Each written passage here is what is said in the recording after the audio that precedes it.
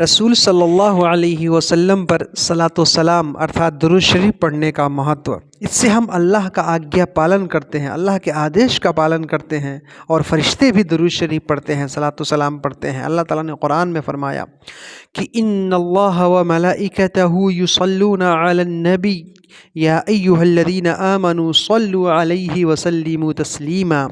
अर्थात निसंदेह अल्लाह ताला और स्वयं फरिश्ते रसूल सल्लल्लाहु अलैहि वसल्लम पर सलात पढ़ते हैं, सलात भेजते हैं। ऐ मोमिनो, तुम लोग भी रसूल सल्लल्लाहु अलैहि वसल्लम पर सलात भेजो, सलाम पढ़ो और खूब ज़्यादा सलाम पढ़ो, यानी दरूद शरीफ पढ़ो। मेरे भाइयों, हमें भी खूब ज़्यादा दरूद शरीफ पढ़ना चाहिए। अल्लाह ताला अपनी रहमतें नाजिल करता है, फरिश्ते इस्तिग़फ़ार करते हैं और हम जो है रसूल सल्लल्लाहु अलैहि वसल्लम के लिए जो है दुआ करते हैं, जो सलातो सलाम पढ़ते हैं। इससे हमारा बड़ा फ़ायदा है।